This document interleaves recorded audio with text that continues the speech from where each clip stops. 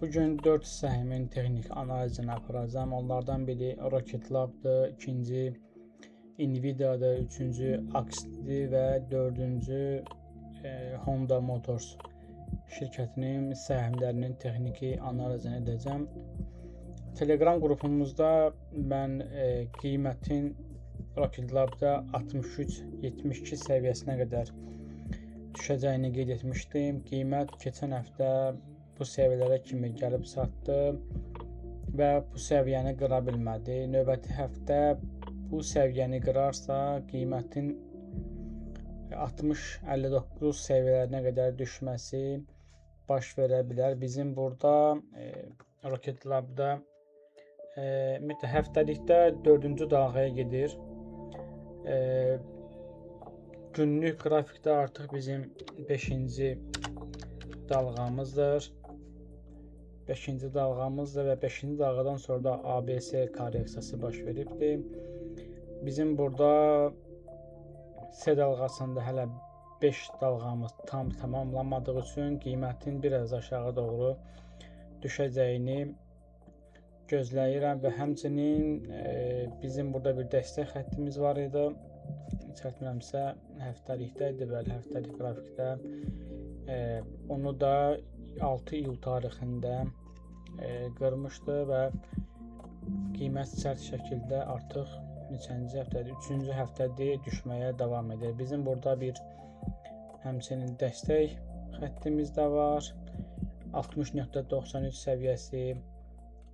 Bu səviyyələri 60.93, həmçinin 59 səviyyələri əgər S dalğası davam edərsə, yəni uzun S dalğası baş verərsə, hətta qiymətin 55-51 dollar səviyyələrinə qədər, bu 51 səviyyəsi, bu da 55 səviyyəsi buradır. 51 səviyyəsi isə buradır.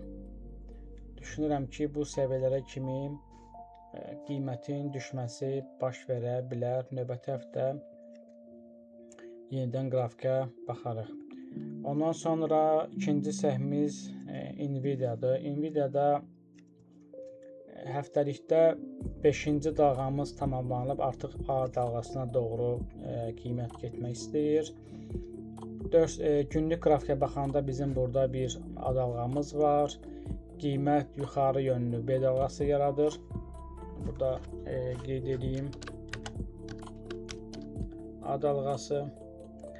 B dalğası artıq Fibonacci səviyyəsi 0.5 213 səviyyəsidir. Əslində bu səviyyəni qırıb Fibonacci'nin 62 səviyyəsinə kimi yüksələ bilər. Əgər bu səviyyəni 213.17 səviyyəsini gələn həftə qırarsa və 218.78 səviyyəsinə kimi qiymətin yüksəlməsi baş verər. Amma əsasən biz B dalğası gözləyirik. Buradan B dalğası hələ ki təsdiqini verməyib. B dalğası buradan görəcəyik. Sonra isə bizim üçün S dalğası yaranacaq. S dalğası isə bu formadan ilk olaraq 189.34 səviyyəsini vurmalıdır. Ondan sonra qiymətin baxaq görək hara kimi düşmə ehtimalı var. Əgər o səviyyəni vursa, qimətin 185, hətta 177 səviyyələrinə qədər düşməsi baş verə bilər. Hal-hazırda bizim üçün vacib olan B dalğasının tamamlanmasıdır. Ondan sonra isə aşağı yönlü 196.54, 191.02 və 185.50 S dalğasının demək olar ki, sonu və yaxud da ki, ondan sonraki artıq düşüşə bir təkan verə bilər. Əsas səviyyələr 185.50 səviyyəsidir və bu səviyyəni qırarsa qiymətin 177.65 səviyyəsinə kimi də düşməsi baş verə bilər. Amma həftəlik qrafikdə çox təəssüf olsun ki, hələ ki A dalğasına doğru gedir, amma ki ciddi bir düşüş yoxdur. Qiymət bu səviyyələrdə hələ ki oynayır. Növbəti səhmimiz Axi səhmidir. Axi səhmində də bizim burada hal-hazırda 4-cü dalğamızdır. 4-cü dalğamızda qiymətin bizim əvvəllər mən vermişdim, bu səviyyədə vermişdim, 76 səviyyəsində vermişdim. Yox, üzr istəyirəm. Telegramda paylaşmışdım, Facebookda da vardı. 93-41 səviyyəsində vermişdim ki, qiymət düşəcək. Gəldi, ABC yaratdı. Qiymət düşüb 41.98 səviyyəsinə və qiymətin növbəti həftə 41.93 səviyyəsini vurması lazımdır. Onu vurarsa qiymətin 40, hətta daha uzanarsa 33 səviyyələrinə kimi düşməsi baş verə bilər. Bizim həftəlikdə hələ ki bir dəstək ancaq Fibonacci səviyyəsinə görədir, bir dəstək, bir zonamız yoxdur. Buralarda bir var, o da ki, bayaq dediyim səviyyədir. Ondan sonraki da bu da gəlib 33.74 səviyyəsinə düşür. Növbəti həftə bu səhmlərə yenidən bir də baxa bilərik. Sonuncu səhim isə Honda Motors'dur.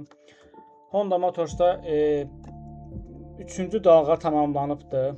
Bu 3-cü dalğamızı bizim həftəlikdə və burada bizim uzun bir 4-cü dalğamız var. Çox uzun bir dalğamız var və burada biraz vəziyyət qarışıqdır.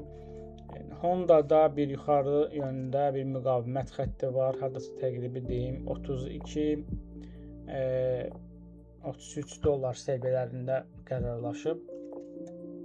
Və Honda'da bu səviyyə vurulub və qiyməti yuxarı yönlü çəkib 28.16 səviyyəsi. Honda növbəti yüksəliş üçün bu səviyyə 29.69 səviyyəsini vurarsa, dediyim 32 dollar səviyyəsinə qədər yüksəlməsi baş verə bilər. İzlədiyiniz üçün təşəkkür edirəm.